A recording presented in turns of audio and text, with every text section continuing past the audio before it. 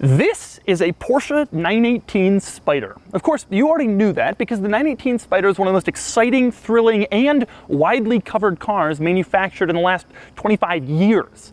When these things were new, they sold for just a hair over $1 million. And today, the average asking price for a 918 Spyder on AutoTrader is $1.7 million for a car. Today, I traveled to Nashville, Tennessee, and I borrowed this 918 from a viewer who's on Instagram as Mazur327. You can follow him if you click the link in the description below. And you should follow him because, I mean, the guy's got a 918 Spyder and a 911R. Do you really need any more reason?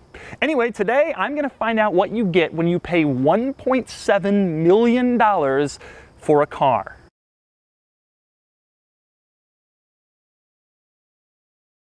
To start, a little background in case you don't know much about the 918 Spyder. This is Porsche's third supercar in the modern era, after the 959 in the 1980s and the Carrera GT in the mid-2000s. When this car was new 2 years ago, the base price was around $860,000, but options could easily push that price over $1 million. Now, that's insane money, but this is an insane car. Back here it has a gas-powered V8 with over 600 horsepower, and it also has two electric motors with almost 300 horsepower. The combined total is 887 horsepower, and you can drive it on purely electric power if you want, and it'll do 0 to 60 in 2.4 seconds, and it'll do 211 miles an hour, making it the fastest car I've ever reviewed or driven or sat in. So today I'm going to show you around the 918 Spyder, and I'm going to show you all of its cool quirks and its weird features, and then I'm going to get it out on the road and find out what it's like to drive the ultimate Porsche, maybe the ultimate German car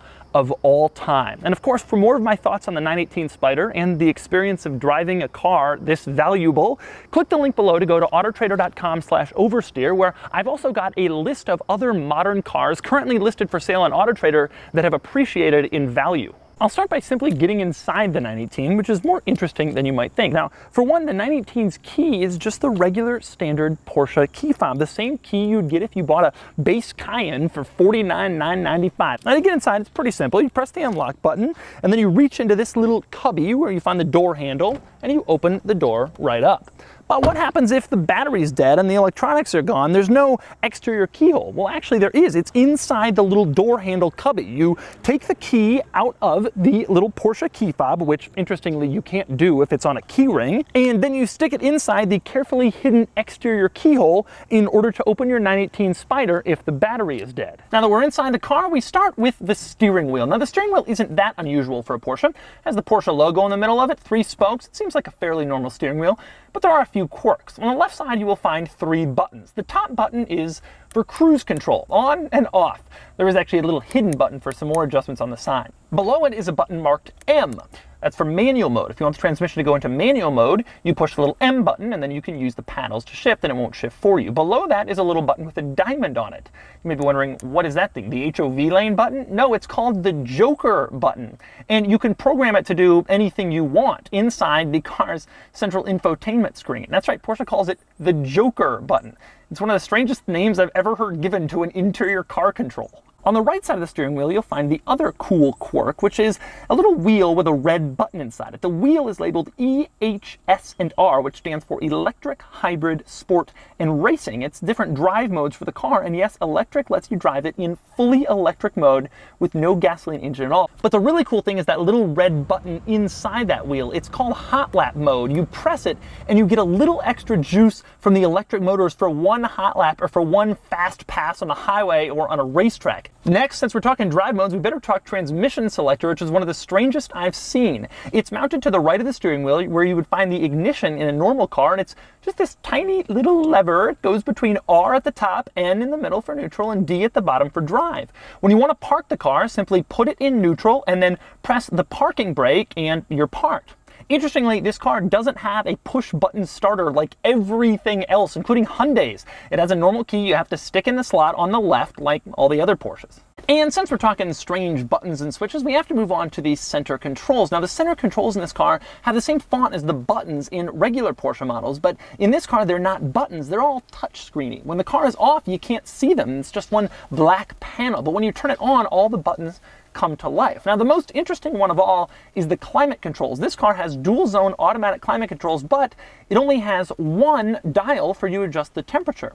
So how does it work? Well, you push the dial and then the thing that you're adjusting lights up inside the climate control to let you know what you're changing. Push the dial again, the other one lights up. Push the dial again, the other one lights up, and you can change it as you push the dial. That isn't the most intuitive solution I've ever seen, but it does clean up the center controls and ensure that it isn't full of fussy switches and dials and buttons like in some other cars. And since I'm talking about the climate controls, I might as well address another one of the interior's strangest things. That would be the climate control vents. Now, like most cars, there is a climate control vent to the left of the steering wheel for the driver and a climate control vent on the far right for the passenger. That's normal, but because of this giant center control stack, where do you put the climate control vent in the middle? Well, it's hidden. It's at the very top of the dashboard, one tiny little vent, only an inch high. And because this is a pretty small cabin, that actually works pretty well, although it's worth noting you can't direct the air and send it onto you or onto your passenger. It chooses where to go instead. And since I'm talking about the functionality of the center controls, it's worth mentioning that with a little slide of your finger above the center controls, you can adjust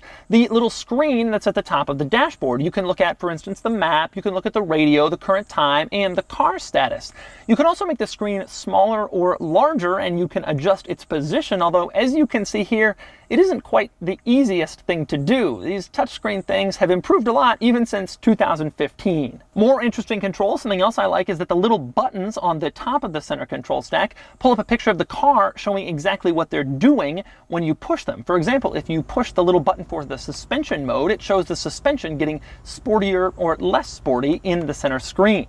And speaking of that center screen, it's worth noting that this car has not one, not two, but 4 info screens that you can adjust and look at in order to see various different things. There are 2 in the gauge cluster. One is over on the left, and it's controlled by a little button on the left of the steering wheel. The other is on the right, controlled by a button on the right of the steering wheel. The other is the one in the middle I just showed you, and the 4th is the one at the top of the center control stack. My favorite of these screens is the one to the left of the gauge cluster. Apparently they had a big contract with the screen company, but they had run out of stuff to actually put in these screens. So in that one, you can choose between 2 things. One is you can set a speed limit so you don't accidentally violate the speed limit if you're driving near with a lot of police. The other is it just displays what number 918 Spyder you have. That's good info when you're driving down the road. And by the way, the screen at the top of the center controls does exactly what you'd think. It's a touch screen, and it displays for you the radio station, for example, and allows you to change it. It displays all sorts of vehicle functions like interior lighting and exterior lighting and the sounds the car makes, and that little joker key that I talked about before on the steering wheel. It shows you a map at the navigation system of where you are and all sorts of other vehicle functions that you'd expect from a center touchscreen. And next up, let's talk cup holder. Yes, this car has a cup holder. It sticks out of the center control stack, and it's actually pretty sturdy, and it can hold a reasonable sized drink. The interesting thing about this cup holder is it's detachable. If you don't want it there, you can get rid of it, although it doesn't fold up, and instead you just cast it aside, and then you can use it to hold drinks, I don't know, in your house. You do have a little storage area inside. It's the center console box, and it is just about the tiniest storage area I've ever seen inside any car. I don't even know why they bothered. Now, the other interesting center console area is this one in here in the middle. It's completely open underneath this center control stack. You can reach over and touch your driver or passenger's legs depending on where you're sitting. It's kind of an interesting feature. You can't put anything in there. It's just open so you can see through it. Next up, because of this car's electric powertrain, you don't just have a tachometer and a fuel gauge like you do in every other car. You have a battery life gauge that tells you how much battery is left. That is pretty obvious. My favorite additional gauge is there's a little gauge that shows you how hard the electric motors are working. So when you floor it, the tachometer shoots up, and so does the electric power gauge. It's kind of cool to watch. There's also, in the middle of the gauge cluster, a little charge display. This car can recharge itself as it drives using braking and the engine, and so when you're recharging, the little charge icons light up to show that you're recharging the batteries. It's a brave new world when a supercar has all that. Now, it's worth noting that the production number of your 918 Spyder doesn't just appear in that little screen inside the gauge cluster. It also appears inside the car in the driver's footwell on the center tunnel, and in the center tunnel on the passenger footwell. So you'll never forget exactly what number 918 you have. It also appears back here on your hood. Yes, that's right. This is your hood. You see all this back here? it doesn't open. You can't open it. If you want to go and actually look at the engine in your 918 Spyder, you got to take it to the dealer and they can open it. Instead, this is the only panel that opens. To open it, you push a little button on the driver's side door, it unlatches so you can add fluids like engine oil. But that's it. That's all you get. You pay $1.7 million for a car. You can't even look at your own engine. Although maybe that's a good thing. Maybe we don't need people poking around inside the engine of a 918 Spyder. Naturally, that isn't even close to the 918 Spyder's only exterior quirk.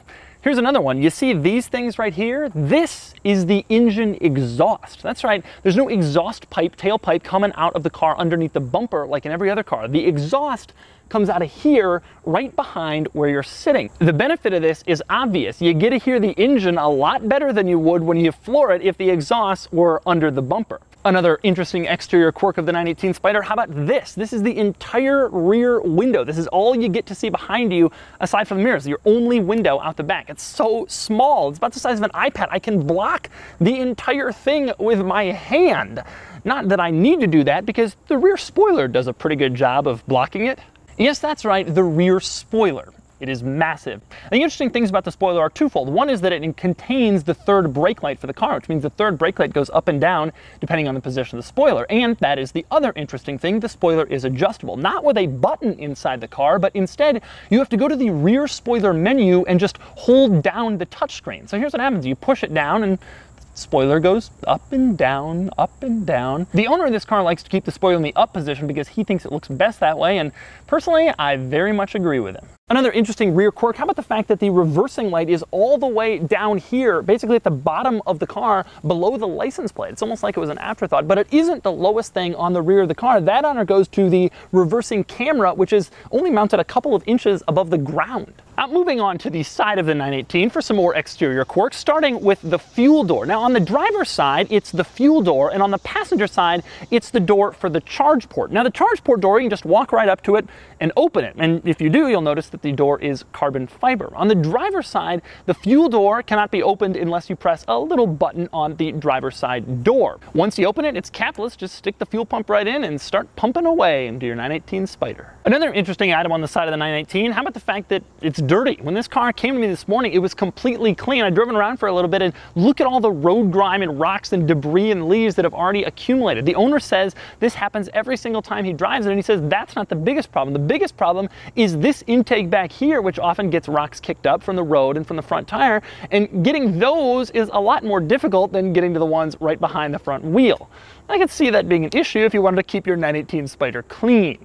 On the subject of the wheels, the 918 Spyder has center lock wheels, which can be changed out quicker on a racetrack instead of a wheel that has 5 lug nuts. It's getting pretty common on sports cars. What's less common is the fact that the 918 Spyder has different colored center locks on different sides. The driver's side is red, the passenger side is blue. This is a throwback to the Carrera GT, but also a throwback to other race cars that have different colored center locks so people in the pit lanes at racetracks know which wheels go on which side of the car without having to really look at. But that isn't my favorite thing about the wheels. My favorite thing about the wheels is inside them. Look at that brake caliper. You notice how it's green, tennis ball green? Well, Porsche calls that color acid green, and it was the 918's color, if you will. I say that because if you look closely, it appears in a lot more places all around the 918.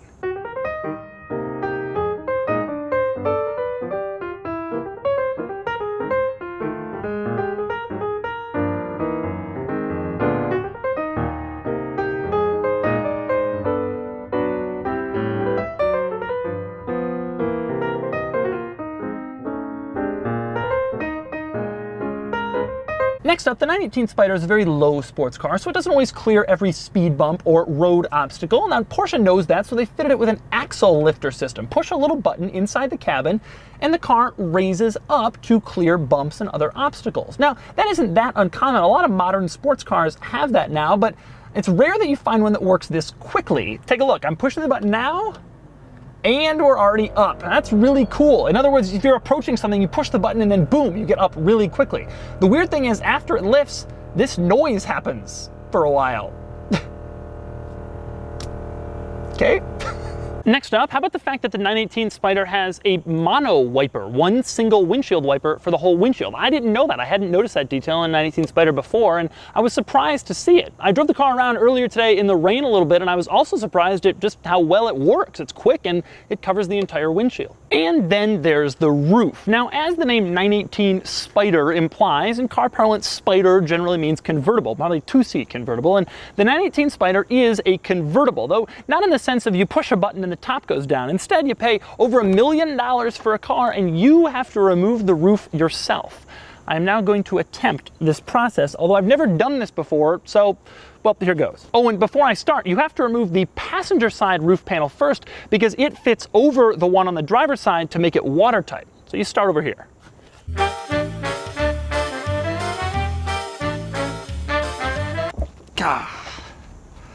Done.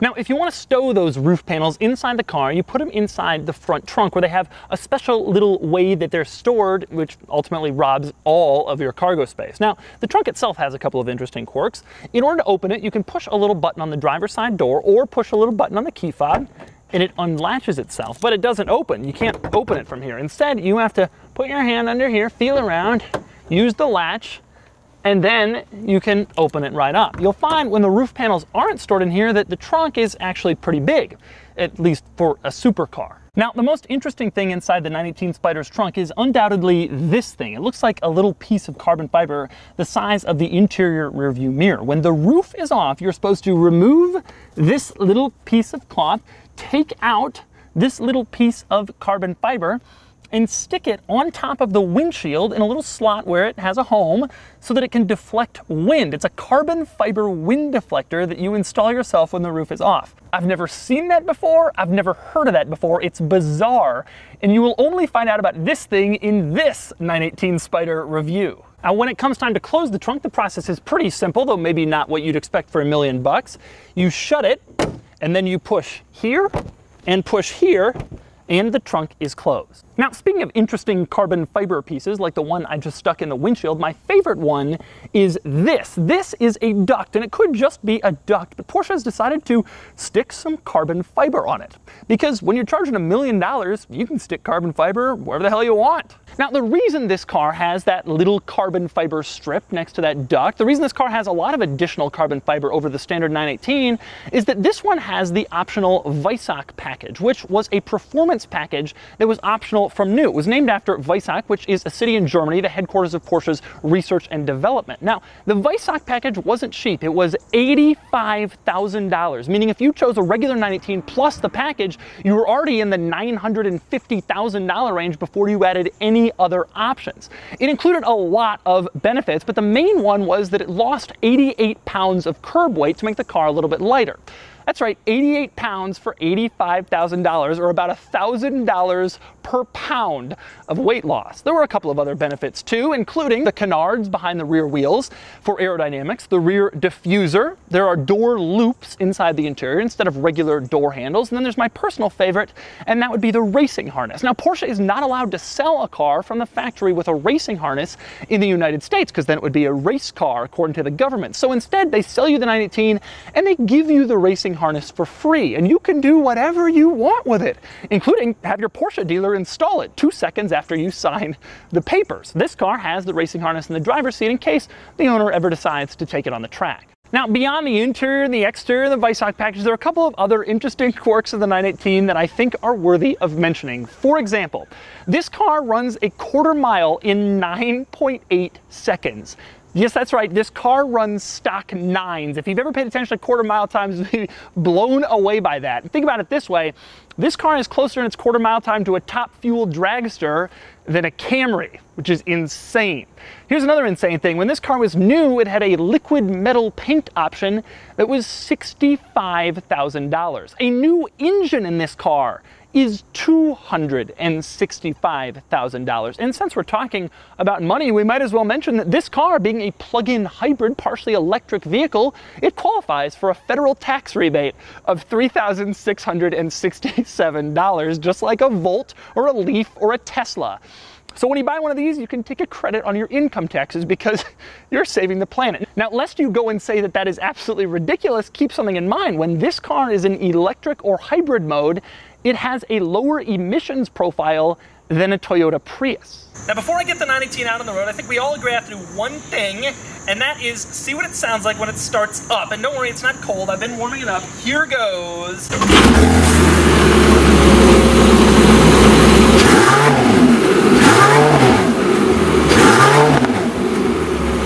Okay, so those are all the quirks and features of the 918 Spyder. And before I get behind the wheel, a little story that you might find interesting. Now, back when this car came out, I worked for Porsche corporate in a boring little office job. Nothing exciting, but the fun part of my job was I handled all the orders for the 918 Spyder. If you wanted a 918 Spyder, you gave a deposit to your dealership, and then your dealership contacted me, and I worked with Germany to get the allocation for the dealer for that 918 Spyder, for every 918 Spyder, including this one. Now, back then, I sat in a cubicle all day, and I worked with Microsoft Excel, and I drove a string of crappy used cars, and I never thought I would ever get the chance to actually drive one. But I was wrong, because now I'm driving the 918 Spyder.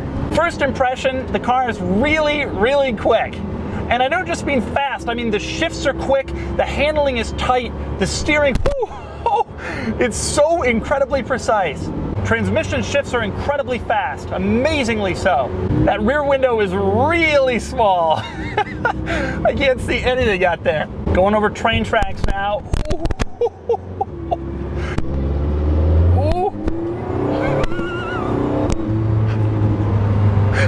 Well, that's fast. Oh my God, this thing is insane. And the really cool thing is, when I floor it, I can hear a little bit of that electric motor. Like you used to be able to hear turbochargers, and actually it sounds really cool.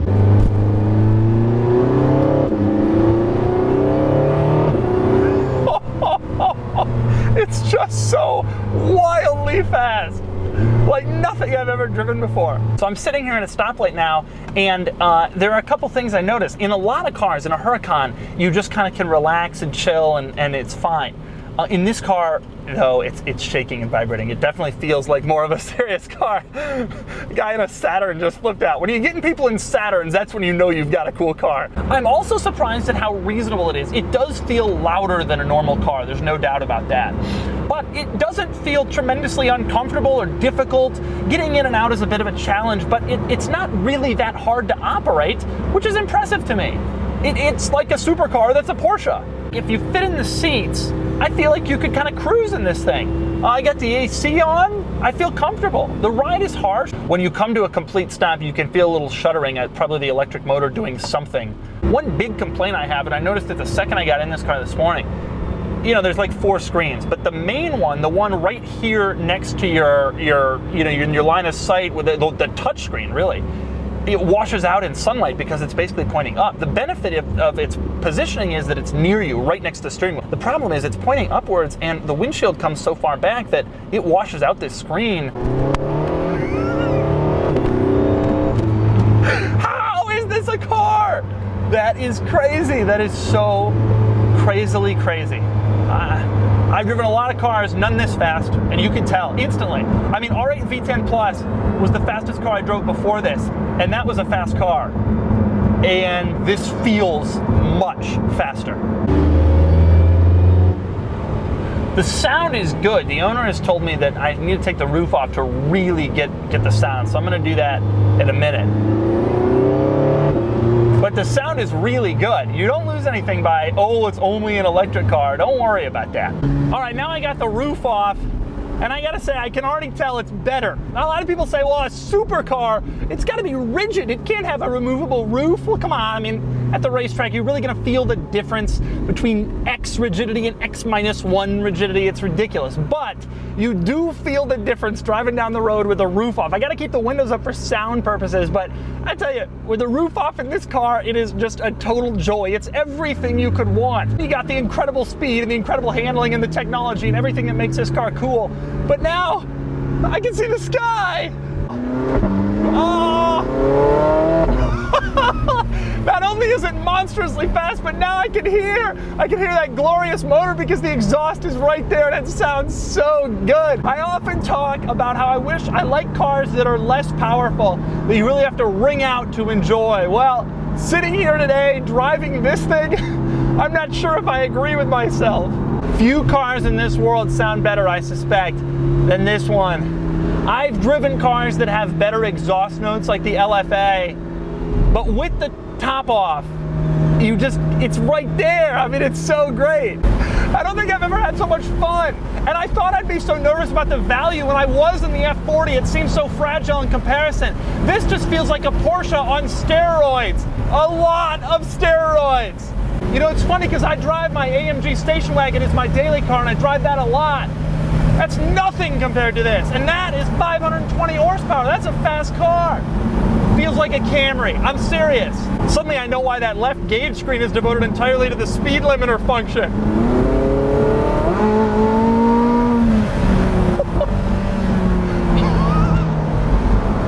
Oh my God, I can't believe this. But this car is so drivable, even as an ultra car.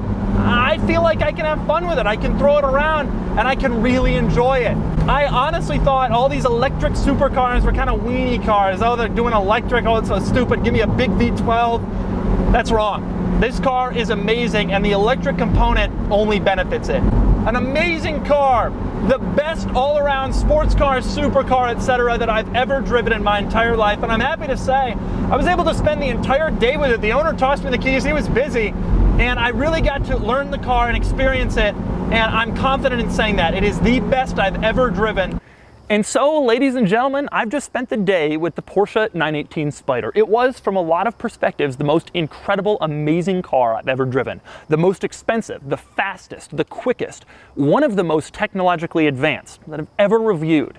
Now, is it worth $1.7 million? I can just hear you people angrily typing away, no, it's not worth that. I could have 20 350Zs for that money, or no way, I could modify a Camaro so that it's faster in the quarter mile. Fine, but if you're worth $100 million and you don't want 20 350Zs or a modded Camaro, and instead you want the best, the coolest, the most amazing, the most advanced, the most exclusive, this is that. And now it's time to give it a Doug score. Starting with the weekend categories and styling, I may take some heat for this, but while I've always found the 918 Spyder cool looking, I don't think it's really beautiful. It's nice, it's functional, but it doesn't quite capture my imagination like some cars, and it gets an 8 out of 10. But its scores improve from there. Acceleration does 0 to 60 in 2.4 seconds, which gives it a 10 out of 10. Handling, it's truly one of the best I've ever driven, maybe the very best, up there with only the new 4 GT, and it gets a 10 out of 10. Cool factor, come on, only a few cars in history are cooler, and it gets a 10 out of 10.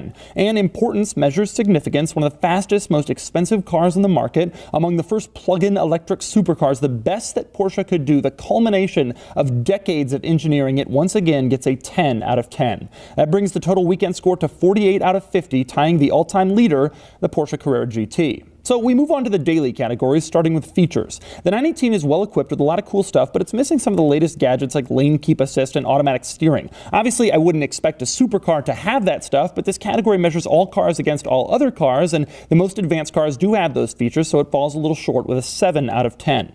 Next up is comfort. The 918 Spyder is rough over bumps and the seats are tight. It's not horrendously uncomfortable, but it's getting there, and it earns a 3 out of 10. Next up is quality, which measures materials and reliability, and the 918 is top-notch with excellent materials that are up to typical Porsche quality. The only issues are the slow-to-respond touchscreen and, well, the obvious issue of the long-term dependability of an 887-horsepower plug-in hybrid supercar with 4 drive wheels, 2 electric motors, and a gas engine. Still, it gets an 8 out of 10. Next up is practicality, which is a measure of cargo volume. The 918 Spyder's 3.7 cubic feet should give it a 2 out of 10, and normally the gas gas mileage would help its case, but this car is hard to enter and exit. The visibility is mediocre, and if you put down the roof, that cargo volume drops to literally zero. And then there's the question of being able to practically go anywhere in a car that's worth $1.7 million, so I have to give it a 1 out of 10. Finally, value, and this is the hard one. This car cost just over $1 million new, and it's easily worth $1.7 million today, especially with the Weissach package, but